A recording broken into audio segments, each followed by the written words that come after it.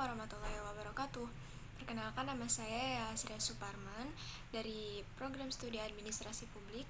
Saya di sini akan menjawab jawaban UAS dari mata kuliah Teori Organisasi yang diampu oleh Ibu Nur Fitri Mutmainah, SIP MPA. Soal yang pertama yaitu aspek koordinasi dan komunikasi yang dilakukan untuk mencapai visi dan misi organisasi. Saya di sini mengambil contoh organisasi OSIS sesuai dengan pengalaman saya.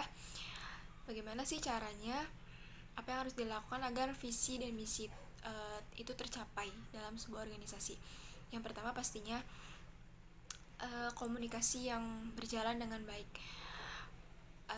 Komunikasi antara ketua dan anggota maupun pembina OSIS dengan para anggota OSIS ataupun dengan kepala sekolah itu harus berjalan dengan baik, karena tanpa adanya komunikasi timbal balik, hubungan antara individu dalam suatu organisasi itu saat mengeksekusi suatu rencana kerja tidak akan berjalan dengan lancar dan baik. Sebaliknya, jika komunikasi yang baik antara para anggota OSIS itu, maka dapat berjalan dengan baik dan memajukan organisasi dan rencana-rencananya. Lalu yang kedua yaitu dengan menegaskan masing-masing anggota agar dapat mengerti dan paham apa yang menjadi tanggung jawabnya. Setelah komunikasi yang baik antara ketua maupun dengan para anggota ataupun koordinator dengan para anggotanya, maka di situ peran penting para koordinator ataupun ketua ini yaitu menegaskan para anggotanya agar dapat mengerti dan paham apa yang harus dia lakukan dan apa yang menjadi tanggung jawabnya. Lalu yang ketiga, membuat susunan rencana kerja. Pastinya dalam sebuah organisasi mempunyai program kerja dan rencana kerjanya itu harian, mingguan, bulanan, dan tahunan. Itu harus ada dalam susunan rencana kerja organisasi. Semua kegiatan dalam organisasi dengan adanya susunan ini pasti akan berjalan dengan baik.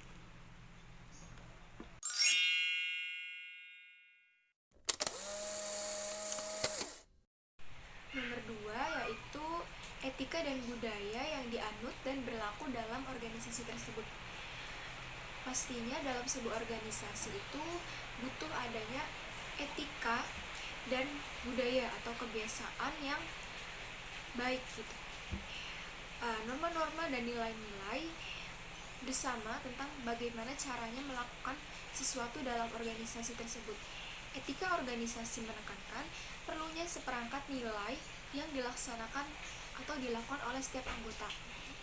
Nilai tersebut berkaitan dengan pengaturan bagaimana seharusnya bersikap dan berperilaku maupun sesama anggota maupun dengan para siswa-siswi. Contohnya itu berperilaku seperti sikap hormat, keadilan, kejujuran, dan tanggung jawab. Dalam kehidupan berorganisasi, pastinya terdapat berbagai permasalahan yang pemecahannya mengandung implikasi moral dan etika.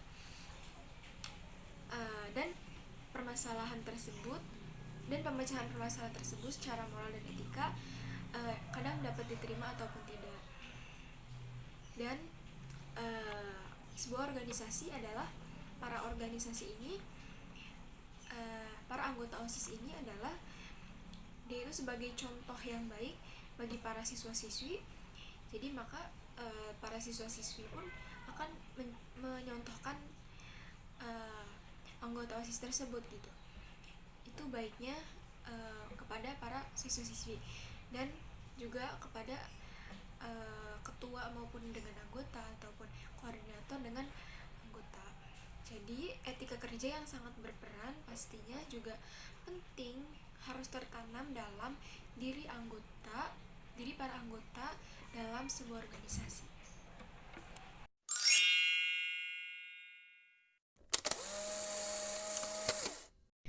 Soal yang nomor 3 yaitu jejaring organisasi seperti apa dan apa saja yang dilakukan untuk pengembangan organisasi. Tujuan organisasi itu adalah untuk mencapai visi misi dan tujuan yang telah direncanakan. Dan pastinya organisasi itu butuh pengembangan. Bagaimana caranya? Itu dengan bekerja sama dengan instansi yang lainnya. Tetapi dalam organisasi siswa intrasekolah ini bekerja samanya itu dengan instansi seperti ekstrakurikuler dalam sekolahnya, karena pembina dari seluruhnya itu ya OSIS ini. Jadi setiap eskul ini butuh dana ataupun apa, itu pasti ke OSIS, karena OSIS adalah jantungnya sekolah dan wadah seluruh instansi-instansi yang lainnya. Lalu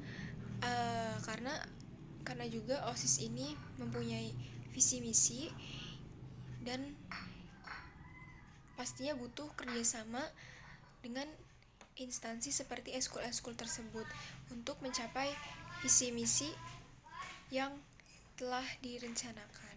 Seperti itu.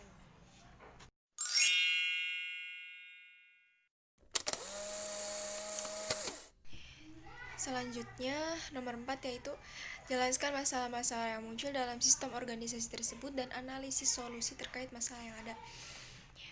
Biasanya dalam organisasi intrasekolah, siswa intrasekolah tersendiri, kendala internal yang biasanya terjadi dapat berupa sumber daya yang terbatas, kurangnya bahan baku, modal kerja, dan kadang lingkungan dapat berupa tekanan dari berbagai elemen lingkungan yang lainnya. Biasanya kadang organisasi intrasekolah ini merencanakan sebuah acara mingguan ataupun bulanan ataupun tahunan, tetapi terkadang terkendala dalam sumber daya yang terbatas. Lalu bagaimana solusinya? Solusinya yaitu ketua OSIS ini harus mempunyai solusi alternatifnya untuk mengevaluasinya, memilah yang baik, menerapkannya, membuat tindakan lanjut untuk memastikan bahwa solusi itu berjalan dengan semestinya.